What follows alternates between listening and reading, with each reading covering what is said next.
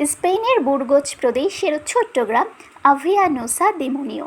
এখানে কোনো দোকান নেই, রেস্তোরাঁও নেই, মাত্র কয়েকজন মানুষ এখানে থাকেন। সপ্তাহে একবার একটি বেকারির গাড়ি আসে, তখনই একটু প্রাণ চাঞ্চল্য দেখা যায়।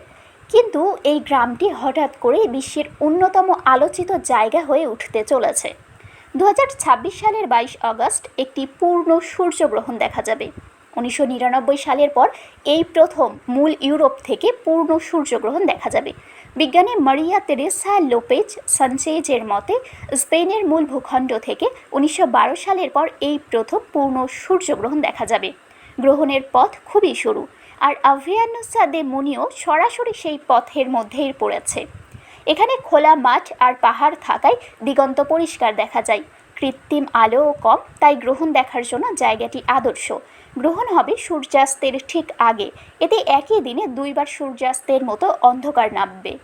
লোপেজ এটাকে বলেছেন কয়েক মিনিটের মধ্যে দুইবার সূর্যাস্ত দেখার মতো। গ্রামের বাসিন্দা সারা আলভারেজ রদ্রিগেজ বলেন, গুহার দিকে উঠে যান, ওখান থেকে সব কিছু দেখা যায়। তিনি 1937 সালে এই গ্রামে জন্মেছেন এবং সারা জীবন এখানেই থেকেছেন। তিনি জানান, 1950-এর দশকে গ্রামে প্রায় 200 মানুষ থাকত। পরে কৃষিকাজে যন্ত্রের ব্যবহার বাড়ায় এবং কাজের অভাবে মানুষ শহরে চলে যায়। গ্রহণ উপলক্ষে অনেক পুরনো বাসিন্দা আবার ফিরে আসছেন। রাউল গ্রান্দে রভিয়া তার পরিবার ও বন্ধুদের নিয়ে প্রায় 20 জনের একটি দল নিয়ে আসছেন। স্পেনের বিভিন্ন জায়গা থেকে এবং যুক্তরাজ্য, ফ্রান্স ও ভেনেজুয়েলা থেকেও মানুষ আসছেন। কাছের একটি হোটেল 2022 সাল থেকে বুকড হয়ে আছে। শুধু দুবার সূর্যাস্ত নয়, একই রাতে আরও এক বিরল মহাজাগতিক ঘটনার সাক্ষী হবেন আভিয়ানোসার মানুষজন। সেই রাতে পার্সিফিক উল্কা বৃষ্টিও দেখা যাবে। এটিও আরেক বিরল মহাজাগতিক ঘটনায় ঘটে।